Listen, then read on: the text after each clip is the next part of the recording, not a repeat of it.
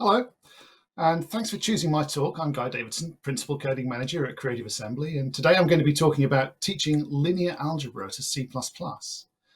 Now, you may have seen an earlier version of this talk before, but we're now at revision 7 of the proposal to add C++ to the standard library. So there's new material inside. Let's take a look at what to expect. We'll take a quick look at what is meant by linear algebra and what it's used for. We'll consider typical libraries used to solve linear equations. Then we'll talk about how you can store matrices and the issues that this raises. Item 3 is about promotion and conversion. Item 4 is about the importance of customizability of the operations. If you'd like to implement Strasson's algorithm or Coppersmith-Vinograd or Slothers-Williams, here's where to go. And finally, we'll look at the API from the ground up. Now, the numbers in square brackets are the slide ranges for each section. You'll note that this reaches 180. Don't be alarmed. I tend not to use slide animations. I merely advance a slide to reveal a bullet point. If you have any questions, I've left 15 minutes at the end of the presentation. Just note down the slide number and we can return to that point.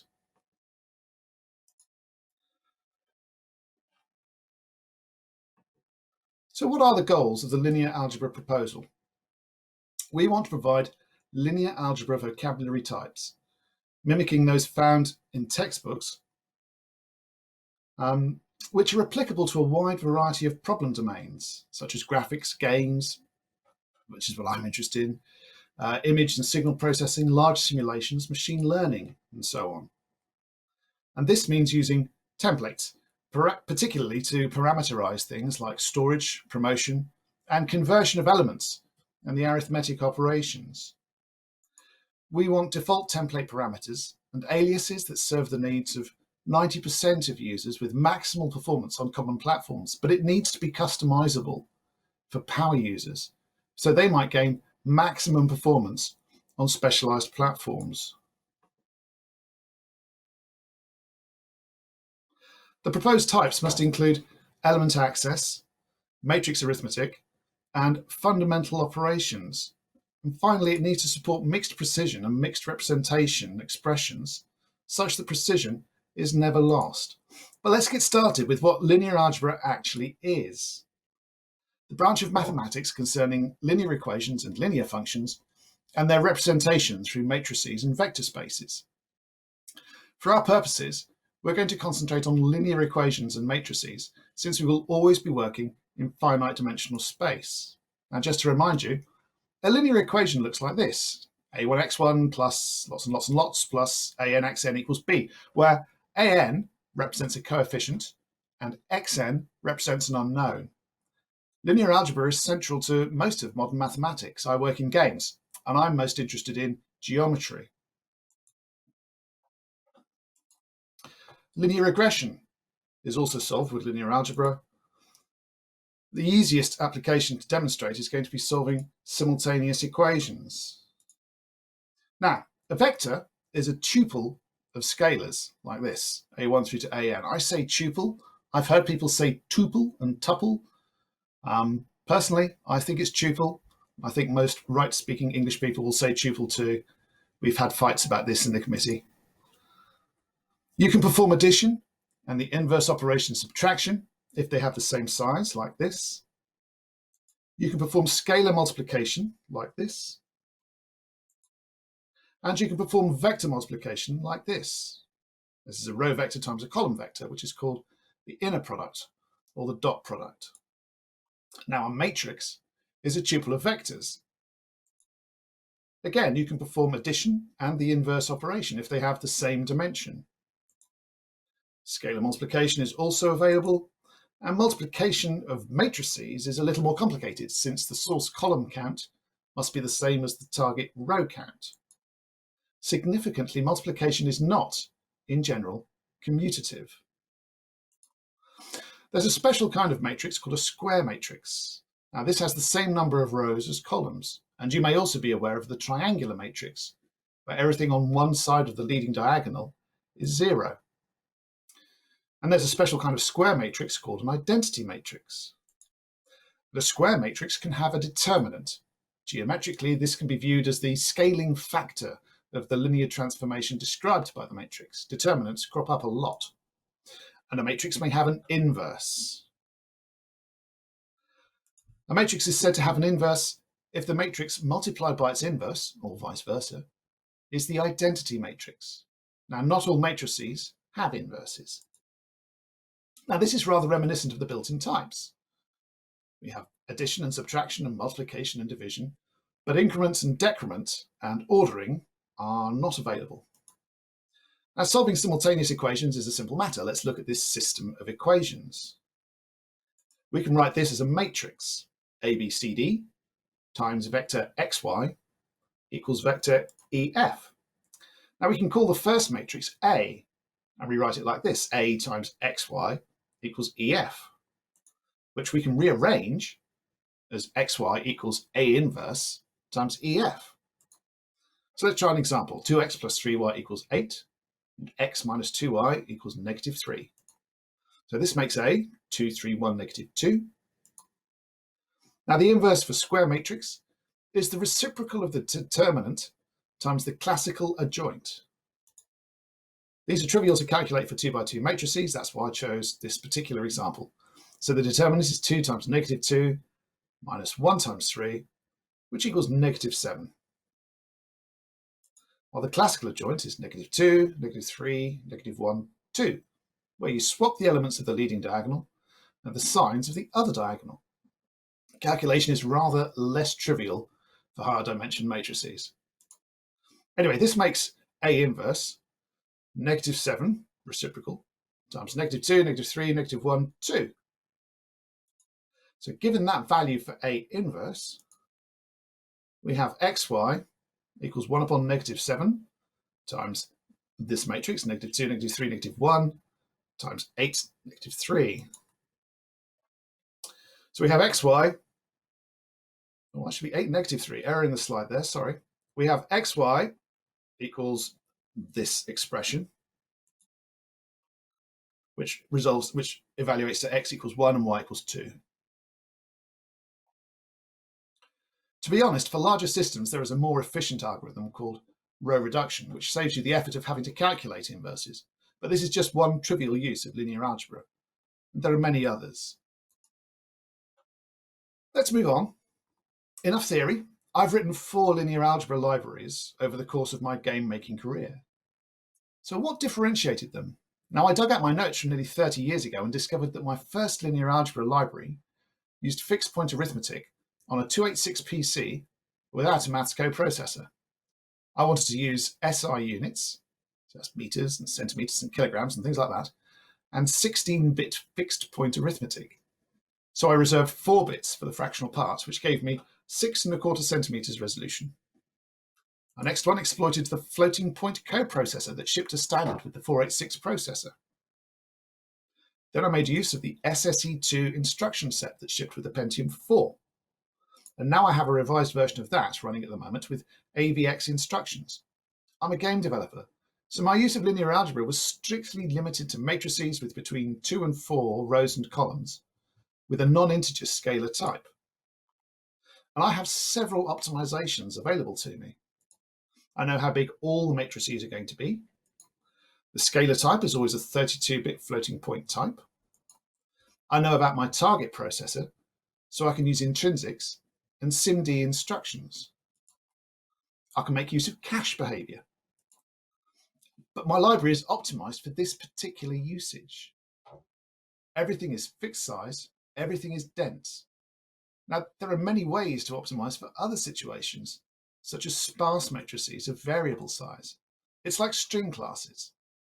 Everyone can write the best one for their needs. Of course, there are quite a few libraries out there already. Just a simple Wikipedia query yielded plenty more than I knew about. Let's take a look at some of them.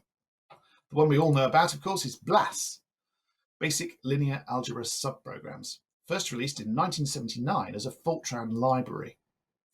It prescribes a set of low-level routines for performing common linear algebra operations.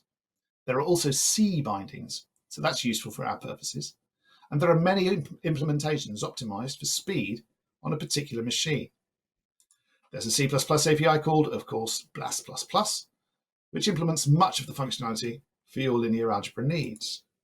So here's an example function, BLAS AXPY, and this takes int64tn and some floats and a float pointer and some more int64t. BLAS supports single and double float precision and single and double precision complex numbers. There is, of course, boost.ublas, but the last significant change was in 2009, so there are no const expr or no except clauses.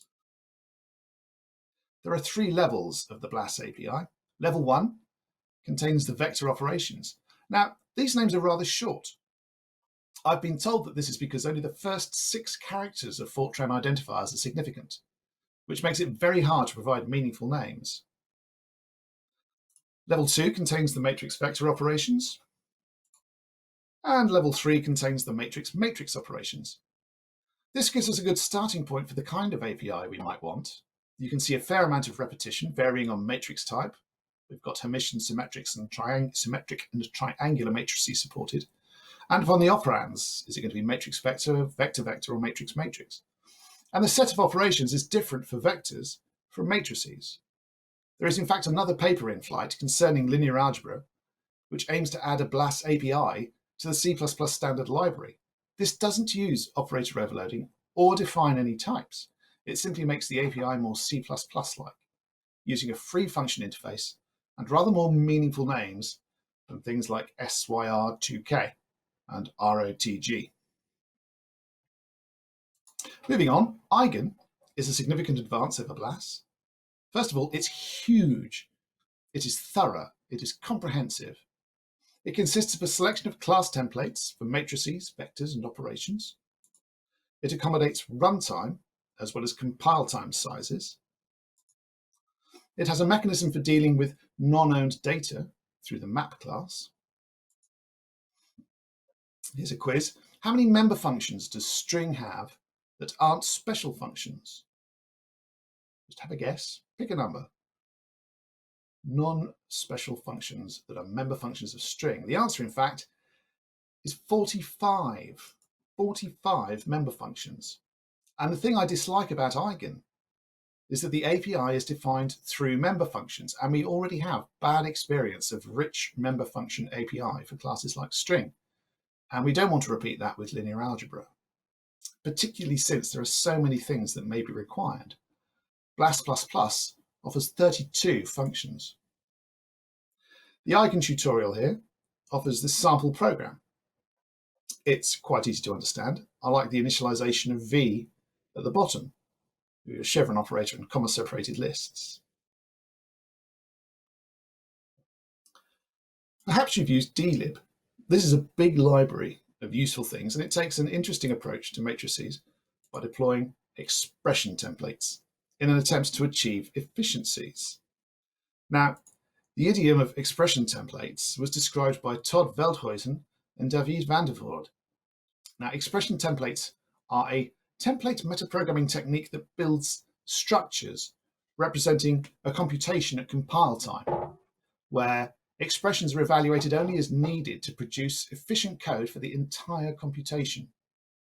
So they allow you to bypass the normal order of evaluation of the language, and they allow you to achieve optimizations like loop fusion. It's pretty neat. Let's take a look at how they work. Do strap in. So take a look at this class. Nothing magical here.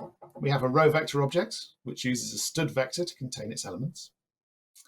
And I should point out that this is just an example. There is no row vector in the proposal. This is just for exposition only. You can see that it features const and non-const element access and a size function. So imagine operator plus for this object. Now again, there's no error handling. This is slideware. But what you can see happening is that we simply iterate through each member and we perform an addition. Easy enough. What happens if you want to sum 3 row vectors? Well, the thing is, a temporary will be created for the result of A plus B. And then that temporary will be added to C. And that means that 2 loops will be executed, when really what you want is a way of performing the 2 sets of additions in one loop. What we want to do is delay evaluation until the full expression is available.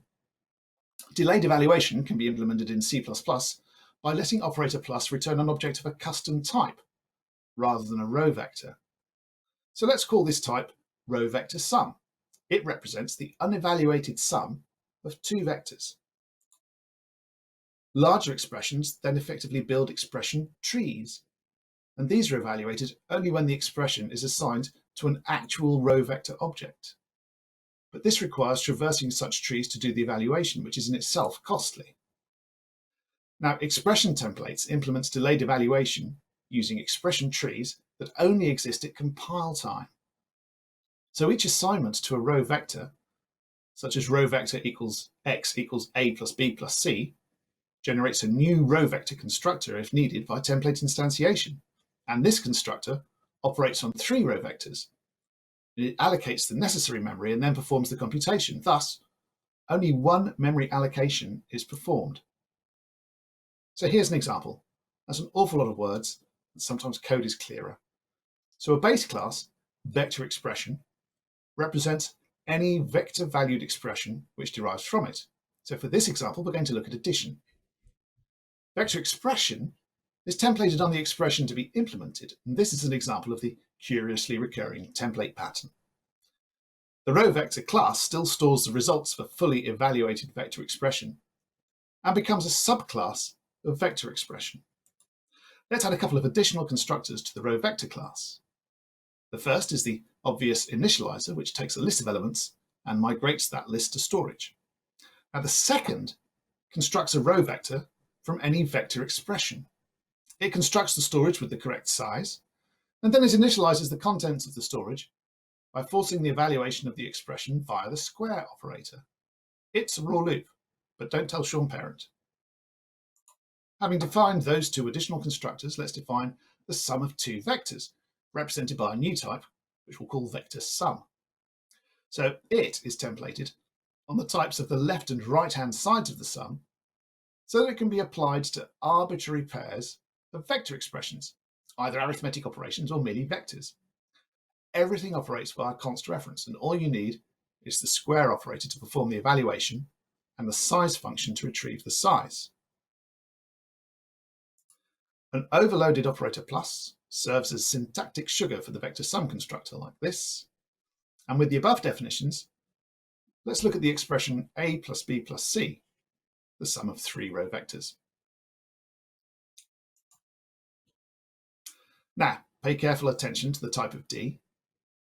A plus b is a vector sum templated over row vector and row vector.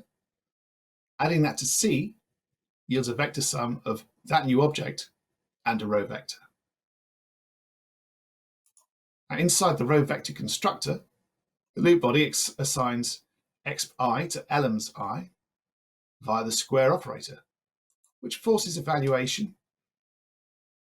The recursive definitions of operator plus and operator square on this type expand to the sum of 3 elements with no temporary vectors needed, and only one pass through each memory block. Now, this is pretty cool, I think. Expression templates get quite complicated quite quickly and can balloon, get really huge without too much effort. But the efficiencies they offer are not to be sniffed at. Like all the best template metaprogramming, it's all about recursion, which is really just proof by induction. There are many different libraries out there with different goals and different ways to achieve optimal performance. Now, the job of the committee is to standardize existing practice, not design new stuff. So this puts us in something of a pickle. How do we accommodate the best of everything? Well, we don't. We expose customization points. And let's look at the first one, which is storage.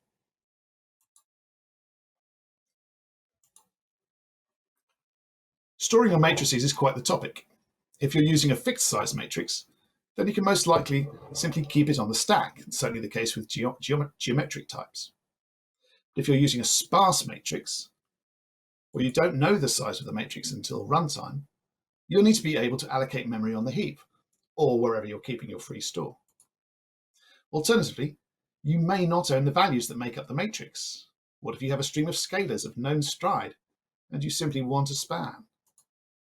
Let's also not forget cache requirements. How big are your cache lines? How do you want to store an array of matrices?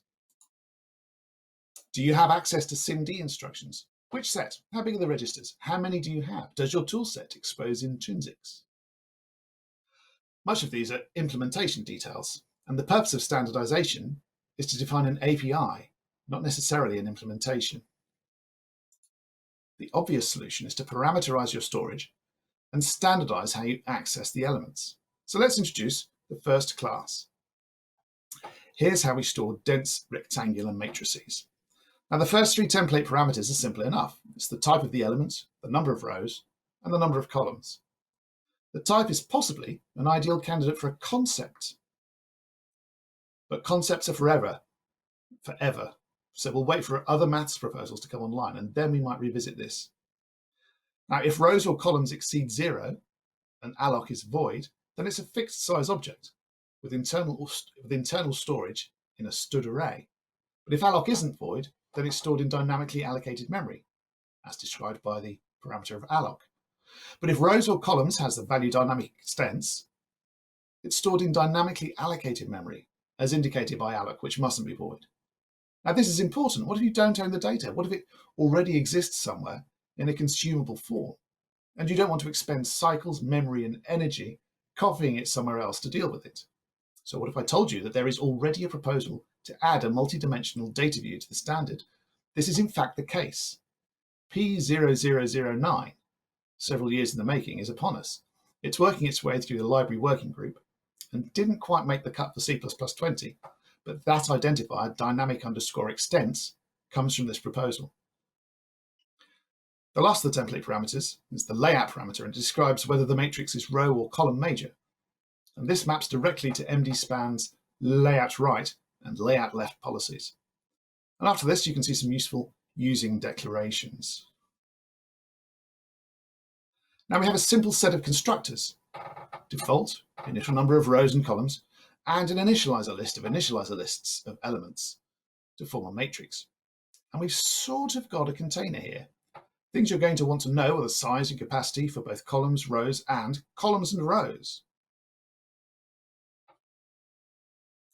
Our first set of mutating operations are for resizing the matrix or vector, for reserving, and for reshaping. Reshaping is a combination of resizing and reserving. Finally, we get to access our or view elements, get a span to the object, and swap rows and columns, which is an important operation in linear algebra. Of course, there is regular swap as well, and this class works rather well with MD-SPAN.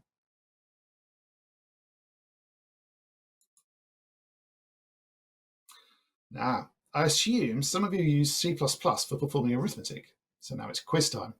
These are standard interview questions, so take note. I want you to look at the piece of code, and I want to know the type and value of A, please. Just give it a bit of a think. It's an integer with the value 11. What about this one?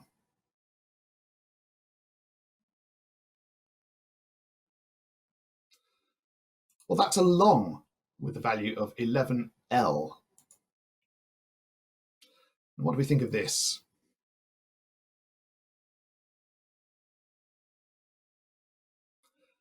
Now, this trips up most candidates. So why isn't it signed? Why is it 0? Well, -3 UL means the bit pattern of -3 interpreted as an unsigned long, and that's a huge positive value. On we go. Same problem. Let's change tack a little. Now, that decimal point annoys me. I don't think this should be legal, but Kernighan and Ritchie disagree, and I can't disagree with Kernighan and Ritchie. Next. Yep, easy. Now what? I hope you're getting the hang of this by now. I love this one. Think about it carefully. What's your second answer? There we are. But I love this one even more.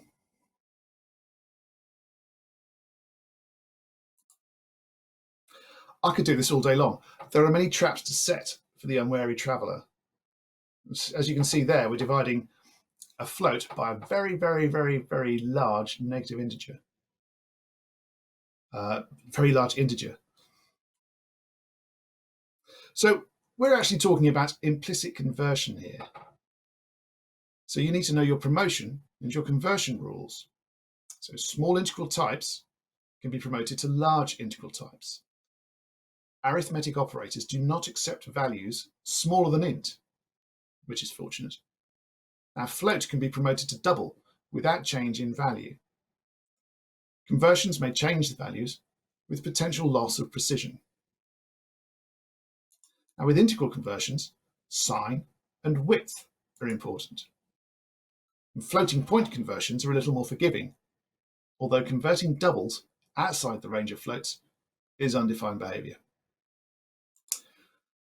Floating point to integral conversions merely discard the fractional part. If it can't fit, it's undefined behaviour. Integral to floating point conversions return the nearest value. Take a look at cppreference.com for the full details. You'll find it's quite a large page, but it's a really, really important one. Now, arithmetic is well defined. The C++ built-in arithmetic types freely promote from floats to double or from int to long, and freely convert from integral to floating point. And I'll reinforce that as I hear it incorrectly stated often. Promotion, float to double, or integer to long, if integer and long aren't the same size. Widening representation. Conversion, that's integral to floating point, changing representation. Imagine not having that flexibility available to you. It would make life pretty hard. You would need to explicitly promote everything to the widest type or up to long double, and then narrow everything back down again. And that's a lot of bookkeeping, and a lot of ugly casting. Having said that, this used to cause me terrible trouble in game code. Anyone know what ftol is? This is the implicitly called function when you write something like this. So ftol is quite an expensive function and has to be called at runtime to convert the floating representation of b times 3.5 to an integral type representation. And quite often, the int type was simply arbitrarily chosen and a float would have been entirely appropriate. I was delighted when auto appeared and became quite the convert to the cause of almost always auto. So if you have a matrix of int and you add a matrix of double, then you should get a matrix of double. How can we achieve this? Who's heard of this struct? Common type. It provides the type that all the parameter types are convertible to. And we will need to provide specializations for our matrix types. But things get a little complicated for complex numbers. So, quiz time again. Who remembers how to divide complex numbers? You multiply by the complex conjugate. So here we have a complex over int taking double constructor parameters. And they are converted prior to construction. Here we have a complex over float taking double constructor parameters. They are narrowed, and we get the value we're expecting. How about this? That's in fact malformed and will not compile. How about this? That's also malformed because we're trying to multiply a complex over float by a complex over double. They are different types. Does this obey the principle of least astonishment? Should the compiler be able to evaluate this? I think that this is a defect in std complex. What should happen is that the promotion of the scalar type should be reflected in the return type template parameter. And if anyone wants to write a proposal to correct this, I would be absolutely delighted. I'm a bit busy right now, otherwise I'd do it myself. And while you're at it, can you make it no except constructible for no except constructible scalar types? That would be great as well. But back to linear algebra, we need to specialize our element promotion for std complex because that type admits no conversion or promotion. And you might be asking yourself, is it really worth all this furniture? When am I going to need a matrix of complex numbers? Well, a quaternion can be represented as a 2 by 2 matrix of complex numbers, and quaternions are enormously useful. So that covers element promotion. But there is another problem. What if you want to operate on two matrices with different storage types? It seems we need to describe a system of conversion for storage types as well as element types. And we'll come back to this. Just a moment.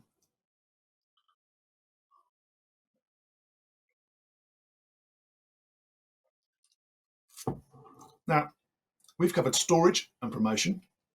Let's look at operations.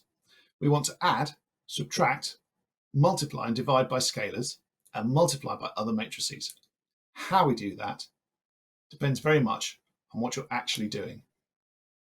For example, the naive way of multiplying a matrix is to iterate through the rows of the source matrix and multiply by the columns of the operand matrix. However, you may know that your matrices contain lots of empty rows or columns. So you might choose to flag those to speed things up. But that, however, is a different algorithm. How do we enable the user to choose their own algorithms? Well, I'm sure you've guessed it's another customization point. Let's look at what we have to customize. There are three considerations to deal with. The first is element promotion, as we discussed with stud complex. The next is storage engine promotion, for operating on two matrices with different storage characteristics. And finally, there is arithmetic promotion, which we'll discuss next. Now, what is significant about linear algebra arithmetic operations is that some of them are deeply non-trivial, particularly inverses. And there is a large body of work which describes different approaches to take depending on the nature of the matrices. So let's take a look at multiplication. At worst, to multiply two n-square matrices requires n cubed multiplications of scalars and n squared minus n additions. This means the complexity is O order of n cubed, although there are cache considerations to bear in mind that aren't a part of complexity calculation. But anyway, the ubiquity of matrix multiplication has inspired a lot of research into superior algorithms. Is anyone familiar with Strasson's algorithm? That has complexity O n to the power 2.807. I'm just reading a number out there. I don't know how you calculate fractional complexities, but I do know that there has been a race to minimize this number over the past 50 years. And as of 2014, that complexity number has reached n to the power 2.3728639. Indeed, there has been research into Gaussian elimination, matrix inversion, and determinant calculation for the same reason, leading to all manner of handy algorithms for particular circumstances. We can't, therefore, require clients of this class to use a particular algorithm. This means that we have a second customization point, the set of algorithms you want to use for operations on this matrix or vector. You may decide on an expression templates implementation, or you may decide that the compilation burden is too great and decide on something more naive while prototyping. Expression templates take a lot of compilation. They can really stretch out your compilation time. So this means that we need a way of bundling and customizing our choices for algorithms, which sounds like a traits class to me. So let me introduce matrix operation traits. This is a bundle of template metaprogramming objects which resolve the problem of how to deal with performing operations on different types of matrix. And as you can see, we have a trait for adding matrices of two different element types, two different storage engine types, and two different algorithm types. And we also have this for subtraction, and for multiplication, and for scalar division. Why might you want to have a trait for simply dividing one element by another? Well, you might want to divide a float by another float and return a double in the knowledge that you're going to lose precision. So that requires promotion of your scalar type. Now, this is all template metaprogramming, nothing more, to establish the correct type, bundled with a static function for each trait to do the actual work of the arithmetic. With any luck, you will never have to care about this. Now, our operations are free functions, and they return auto, so that you can use expression templates if you prefer. Here, we're adding vectors and matrices. The top one, adding a pair of vectors, and the bottom one, adding a pair of matrices. And naturally, we have matching subtraction operators.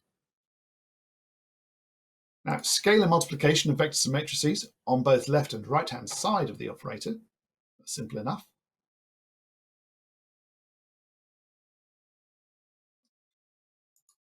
And we have scalar division of the vector and matrix.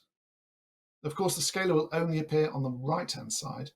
Dividing a scalar by a matrix is meaningless. Of course, we delete the division operators since they are equally meaningless. Now, vector and matrix multiplication has been the subject of a surprising amount of discussion. When you multiply two vectors, are you expecting the inner or outer product? Now, personally, I'm always expecting the inner product because I use linear algebra for geometry. But then I should be using the dot operator for dot product, and that is unavailable for overloading. Also, there has been considerable demand for matrix multiplication to return the Hadamard product. Now, the Hadamard product is element-wise multiplication rather than the usual row by column multiplication that accumulates inner products. However, that takes us out of the realm of linear algebra. Both of these highlight a shortcoming in the language. It would be very helpful to be able to use Unicode symbols for operators rather than be restricted to the small set of characters. The symbols for Hadamard product and dot product are already available in Unicode. And also we have multi-byte operators already in the form of the spaceship operator. Perhaps that door is still open to us. I would enjoy very much the readability havoc that could be created with Unicode operators. Anyway, to be absolutely clear, we have two free functions for specifying vector multiplication. You can use those instead of operator star. So let's put all this together. We have a storage class. We have an operations class, but neither of these are what we want for our users. The user simply wants to see a matrix class, specialized over an engine type, ET, and a set of operations, OT. Now we might get away with a vector specialization, maybe as part of a maths namespace. So let's take a look at the matrix class. First of all, we have a selection of useful types, which you'll see being used in a moment. Engine element value type, and then reference and const reference, difference type, index type, and index tuple type. Something I haven't mentioned yet are the types returned by transposing, negating, and so on. Now, these are unary operations, so we could feasibly return a view on the existing matrix rather than a whole new matrix. So we define a set of types to reflect this. Here we define what rows and columns are. Now, none of these constructors are remarkable. We can make a matrix from another matrix and initialize a list of initializer lists, or from sizes and capacities. Assignment is similarly obvious.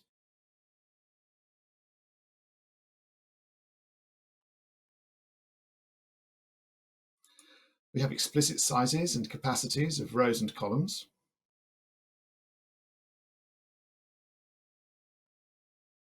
And then we have resizing functions.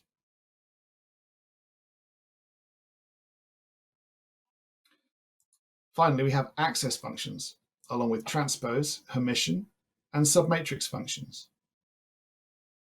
Then we have row and column retrieval functions. Next, we have getting at the storage engine or creating a span over the data, and of course, swapping both columns and rows and the entire object. So that's it, that's the matrix class. So what do we deliver to the standard? Out of the box, we need to deliver something immediately useful and sufficiently performant. So I think we should deliver the matrix, vector, I'm crossing my fingers we can get that symbol in, a default operations class, and the storage engine.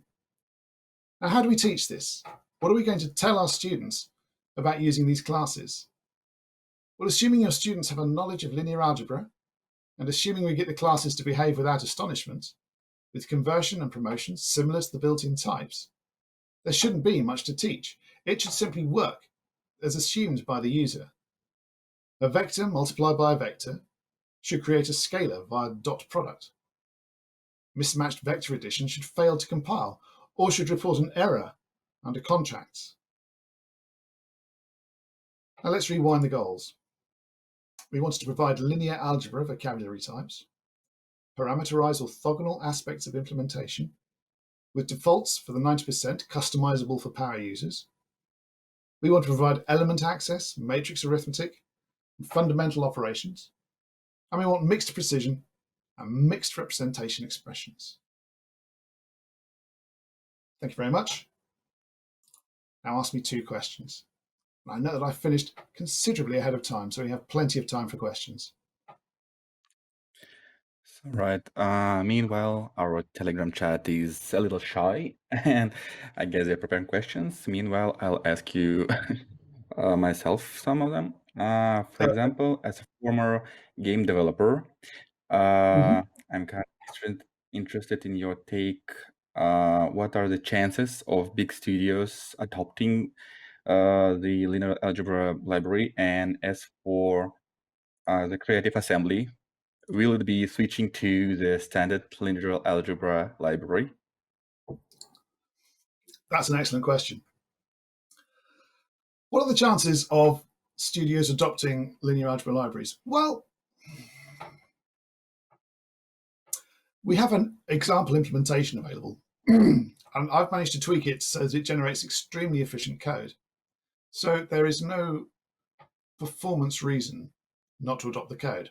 However, it is compiled using template metaprogramming in places, and that can have an effect on compilation times. And I could see studios, game studios, which are famously very conservative about using the standard and quite happy to roll their own stuff, deciding that that extra burden is too great. And I would counter that, first of all, we've got modules coming along, and they should improve compilation times, particularly for template metaprogramming instances, considerably. And secondly, and possibly more subtly, is that if you use the standard objects, then as your implementation improves, as your compiler gets better at doing the job through various subsequent releases, you'll find that your code will, for free, benefit from that performance upgrade. Whereas if you decide to roll your own, then over time, you'll start to miss out on the benefits of an improved compiler and an improved tool set. As for whether Creative Assembly will adopt, I don't know. We'll have to wait and see. I was, for a while, in charge of the core libraries at Creative Assembly, and I may have just slipped it in without anyone noticing, but that's no longer my purview. I will probably be blogging about it once it's released. All right, that's fair enough. So we got our first question from the Telegram channel. Is storage engine flexible enough to allow for things like compressed storage, for example, like std vector or bool, or interleave storage, for example, matrix of real part and matrix of imaginary part? Yep, absolutely. So the idea behind the matrix storage engine is that it's simply a customization point.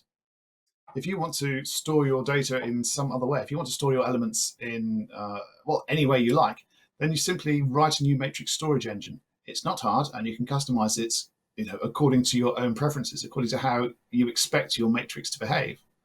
And this is the whole point of this approach, is that there's no one perfect matrix, just as there's no one perfect string class. By providing customization points for storage and for the operations and for the elements and their promotion, then we're able to accommodate all the kinds of things that annoy developers when they try and use third-party matrix classes. All right. Hope that would answer the question. So, and as for has cross product been implemented already? But I guess you are not like publishing an implementation, just the standard description for the library, and the implementation lays on the shoulders of the compiler developers? Um, Um, there is an implementation available on the GitHub repository. I'll try and dig out a link for later. The implementers will obviously be writing their own their own implementation, and they'll be making use of of what they know about the platform. So, for example, I would expect Microsoft's implementation to be blazing fast because they know a lot more about the platform that it's going to be running on than a typical Linux implementation will. So, you can rely on Visual Studio saying, well, okay, this is going to be running on a PC running Windows on an x86 processor with these SIMD instructions. So you can expect their implementation to be pretty good. You might want to, I don't know what the libc++ or libstd C++ implementation will look like. And I don't know how they deal with SIMD and things like that. I know that SIMD is currently working its way into the standard. We should see it for C++ 23. So there may yet be SIMD exploitation in those library implementations. But I'm pretty confident that the implementations we'll see will be excellent and that you won't see bottlenecks there. Right. So while the audience is typing the question, I'll go further. So, for example, there are two camps of hardcore game dev engine developers that think that extending standard library or even using in any possible way is forbidden or a taboo, and another part where, for example, a UI developer for the same games, they would expect a little more high-level API. So functions like look at, give me a point and a matrix and return me like a vector, or I don't know, tweeners and stuff. So are there any plans on even expanding even more on the available API and providing more like niche and specific functionality? Well, if you were at my talk last October in St. Petersburg, I actually spoke about a geometry specialization. Now, this discussed how we might expand on the linear algebra proposal to introduce some geometry types. So those would be specializations of the matrix and vector objects. And the approach that we've taken to linear algebra in total is to realize that it's a huge field. There's a very large amount of linear algebra that people want to do. There's stuff that I've never even heard of that people are saying, obviously, we have to have solvers and things like this. And I was thinking, what's a solver? And what we have a plan of succession papers. There's a certain number of layers to this whole approach. The first paper is simply reserving the symbol, matrix and vector, or whatever we end up calling it, and reserving the operator overloads. Once those are in, then anybody can really throw in the paper they want to add implementations to add API support for geometry, for example, or for anything at all, really, into the standard. Now, regarding the question about hardcore game devs not using the STL at all, you know what? Go for it. If that's what you want, that's fine. But to be perfectly honest, I'd actually rather make games than spend all my life tweaking the STL. The thing to do with when you're building a game engine is to find the bottlenecks and then squeeze those out. The joy of the STL is that it's a defined interface, and this is what the standard library does: is it defines an interface. It tells you, right, everything should behave like this with these identifiers. And if you don't like them, then choose your own namespace, and rather than using std vector, use whatever your namespace is, ca vector, for example, and re-implement it according to your needs. But only do that if you think you're going to get a significant improvement. You might find that you hardly hit some parts of the STL, the standard library, and it's just not worth wasting your time trying to get a 0.2% improvement on something that's only hit twice a second. You're not going to notice it. Better to spend your time where it's going to be rewarded. I'm not saying don't completely specialize the STL for your own, the standard library for your own needs. Go for it. If that's going to be the reward, if that's going to deliver the reward that you need, then that's exactly what to do. but I wouldn't just assume that that's the case. Certainly when I started writing games, and this was, well, I started writing games in 1980, but I started writing games in C++ in 1997 when I started work for Codemasters. And back then, well, for a start, C++ wasn't even standardized. We were using Visual C back then. But even once it was standardized, the first implementations of the standard library were, well, they've improved considerably as time has gone on. There's a real danger that you can decide, well, it was rubbish in 1999, so I'm never going to trust it again. At the moment, the implementations are fantastic. Certainly, Microsoft's implementation of the standard library is fabulous, and I see no problem with using stud vector. So really, it depends where you want to spend your time. I know plenty of people who spend all their time writing game engines and no time writing games. Great, you've got a great future ahead of you in technical development. But personally, I want to write games. So decide what you want to do. All right, that's fair enough. So another question from the audience. So there has been a proposal for 2D graphics for this tale for a while. And Yep. if I read get it, do you guys work together and have plans of combining your implementations, for example, for 2D graphics using linear algebra implementation API? Mm-hmm. Well, that's quite a can of worms. That's a big question. So I'm involved in the 2D graphics effort.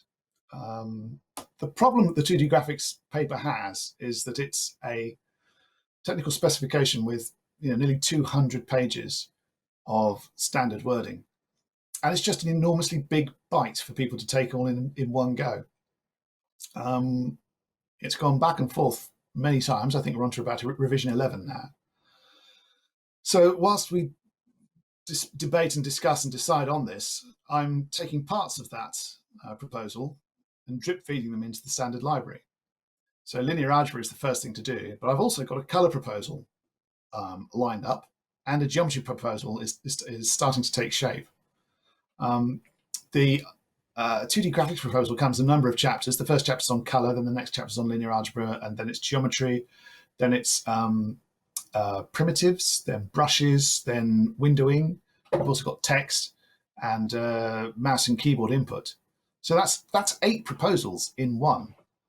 Now, there is an argument that says you should not define these individual proposals without context. And there's a lot to be said for defining these 8 proposals in terms of one another for the problems that they solve, because then you know that they fit and they do what you want. But as I said, the downside of that is that we end up with a massive proposal that nobody wants to look at and nobody wants to assess and nobody will support or vote up. So my plan is to introduce linear algebra, and then we'll go back to the 2D paper and simply chop that chapter out. And so we can carry on chopping chapters out as we introduce new papers. This is a very long-winded way of doing it, unfortunately, because I've been on this linear algebra proposal for 2 years now. It's a big one. We want to get it right, so I expect it to spend a lot of time, but still, that's 2 years delay to the graphics paper. So yes, we will eventually merge. We'll rebase the graphics paper against new versions of the standard. But I really do want to get the graphics TS, and we're not talking about putting graphics into the standard. We're talking about writing a TS here. That doesn't mean it automatically goes into the standard at all. But I would like to get the TS out as soon as possible. All right, that's an excellent question.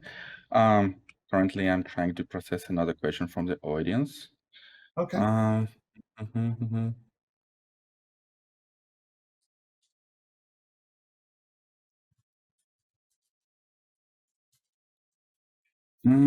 So does the proposal allow us to perform calculations on matrix like with numbers? And there is an example like 1 + 1 divide 1 factorial or inverse multiply a matrix, but I guess it is part of an implementation, like of a proposal to have unwritten operators for the multiplication, division, etc.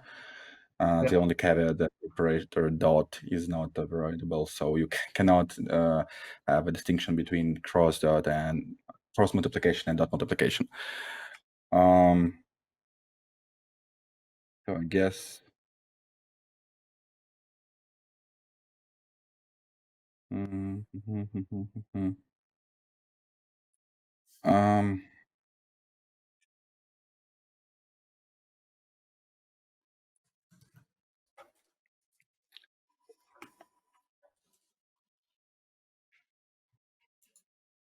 so the question to call a function exponential for the matrix and get a matrix exponent, but I think for these things,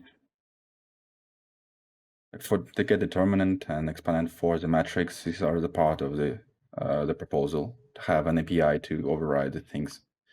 So you should be good to go.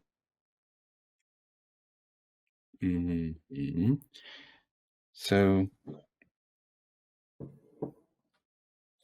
I hope this answered the question for the audience. um,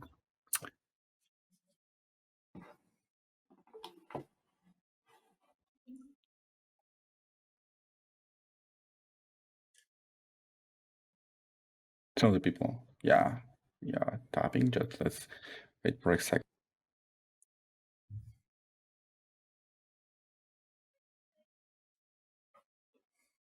It's for my personal, like, all the time burden with quaternions and my own failure to understand them correctly. Do you have plans to like API to help to work with them, or it will be just Well, the whole geometry situation is quite interesting. I'm actually looking at spinors at the moment, which is I think is a better way of solving the problems that quaternions are being used to solve. But this all takes a lot of teaching, and there's a lot of stuff crawling through maths at the moment. The thing is, once we introduce linear algebra into the standard library, then an awful lot of new things suddenly become possible. At the moment, all our maths is analytic. We have sine and cosine, and it's all integrable functions and things like this. Once we start introducing linear algebra, an enormous number of avenues become open to improving the mathematical sort of weight and heft of C++, and that's really what I'm most interested in. I want linear algebra in so we can do geometry. That's my first interest, but also it gives an opportunity for for really powerful mathematics to be taking place using C++. Um, so, I mean, yes, there is obviously scope for putting in quaternion spinors, all manner of direct linear algebra use cases, but I think the vision needs to be bigger than that, and it can be. There are so many problems being solved in C++ at the moment. There's so much maths out there that needs to be solved. That's using a wide variety of libraries. That as we start to standardize the interfaces and standardize how the mathematics works, it makes using mathematics much easier in C++ than we have at the moment. It makes code interoperable. And that's the real magic of standardization.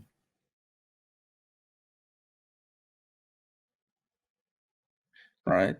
So it's possible to use classes with sparse matrices and vectors.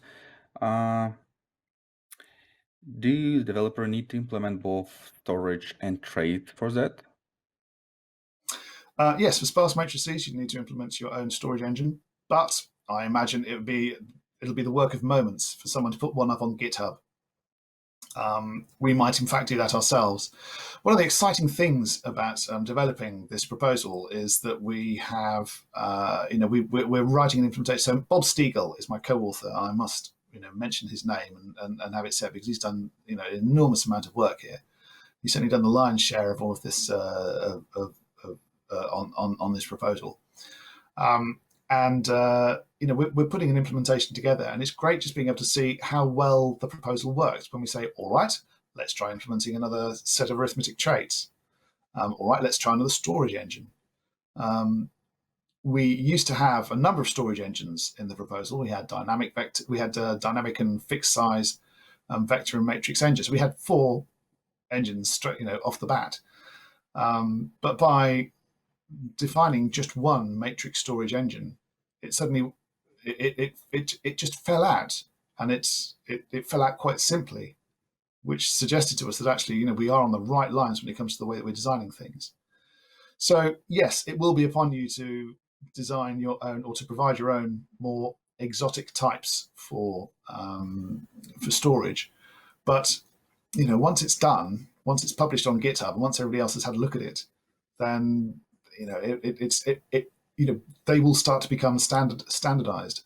And once the community sort of hones in on a particular way of doing sparse matrices, then that can be proposed for standardization, and that gets added to the standard, and that's one fewer thing for you to worry about. So yes, there are things that you will need to do yourself, but I actually think it's a fairly small number, and it's available for improvement and ultimately available for standardization. All right. So I really like the next question. So the good old difference between row, column, and column major and row major representation in directives. Yeah, OpenGL APIs. So for example, MDSpan defines some standard layouts for these things. It allows the programmer to write specialized functions for different layouts, plus generic function. Does your proposal allows also define something like that? Yep, it does. So our proposal was recently, I think, in Prague. So the last standard meeting was in Prague. This was in February, and there was feedback on the proposal about making it more closely interoperable with MDSpan. And this is why we went back and thought, well, all right, let's make our fundamental matrix storage engine, the default storage engine. Let's just build that around MDSpan. So this is why we have, the layout parameter at the end of the template list, the list of template parameters. And we have the notion of extents, which again, we've borrowed heavily from MDSpan. So you'll find that if you're used to MDSpan, then you'll have no trouble at all writing your own matrix storage engine or customizing your functionality to support that. All right. And I think I've been able to finally wrap my head around the question from the guys that comparing API for the linear algebra proposal with the Fortran API. So for example, if we have operators overridden, we will have also extra functions like literally exp to calculate expansion. So we not use the like operators, but use the functions to call on the matrices, for example, and overridden for scene function to call in a matrix and then get CNS for all the elements, this kind of stuff. Yeah. Okay. So as I said earlier, there is another paper in flight which is providing a free function, which is providing the BLAS API as a standard C++ API. That will do all the things that it's kind of complementary to ours. You could actually, if you really wanted to, you could write all of the syntactic sugar, all the operator loads, in terms of the BLAS API that's being standardized. And indeed, some of the implementers might decide to do that because the BLAS library is as fast as it gets. Although it's not especially useful for very small matrices, with 16 elements or 4 elements that you find in geometry. We are not specifying. I think that the free functions we are specifying are inner product and outer product. But the BLAS API will certainly allow you to program in the way that you might be used to. You might have become used to over the years. We could, I suppose.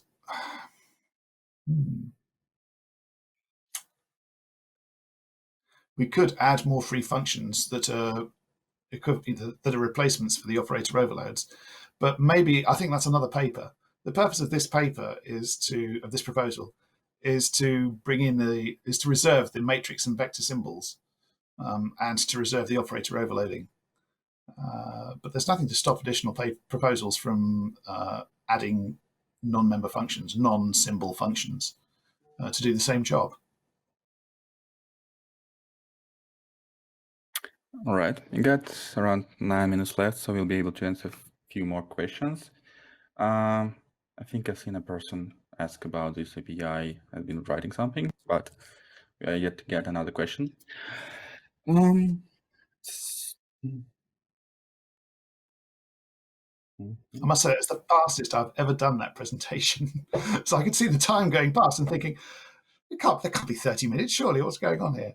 I hope everybody was able to understand this. I hope I wasn't gabbling away too fast. It's an unusual experience doing a presentation, to no one, just to a camera without an audience. Ordinarily, I spend a lot more time interacting with the audience.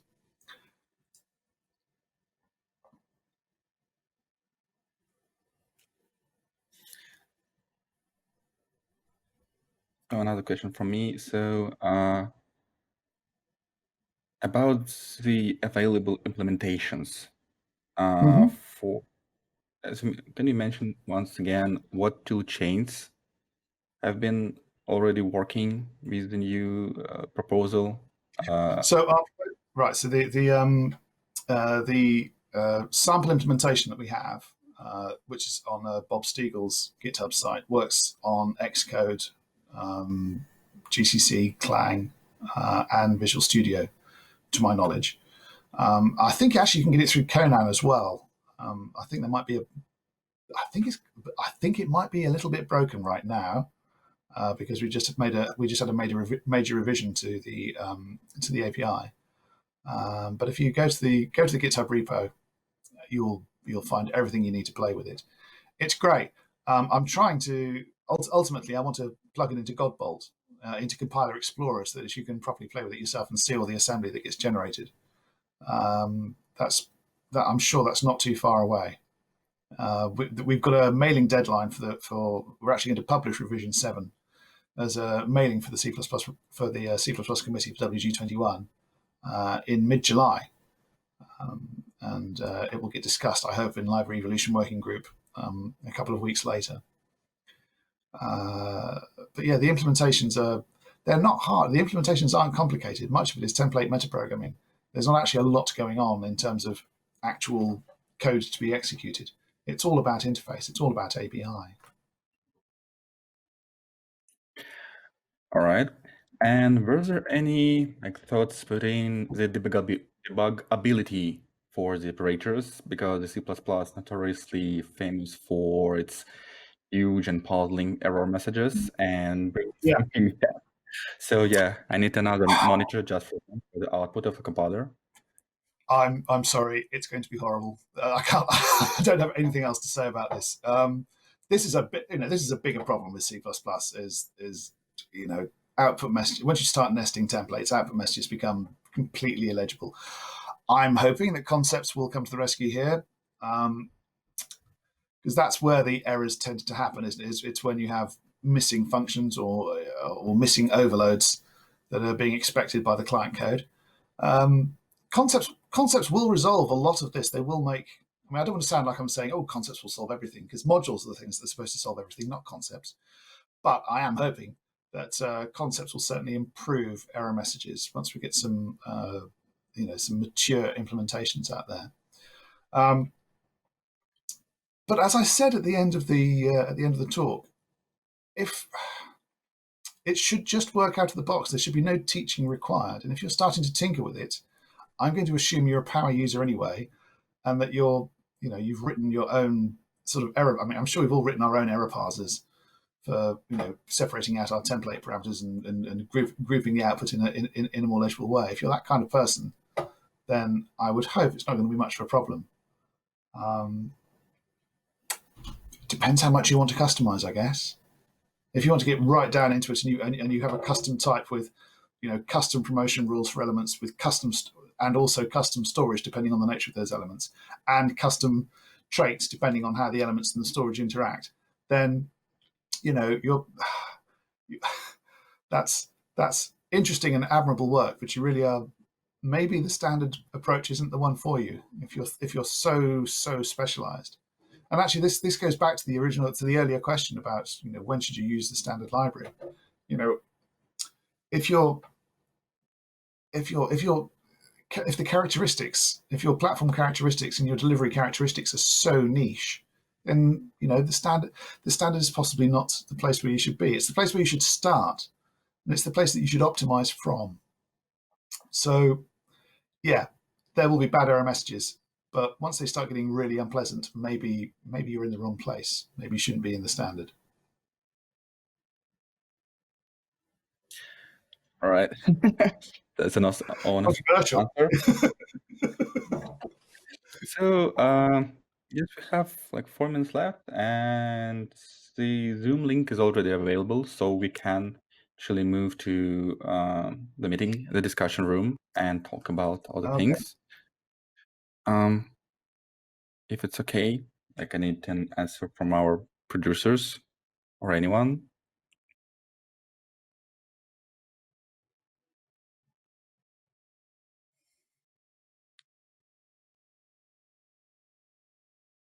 All right. I've been told it's too early, but we got a little few minutes.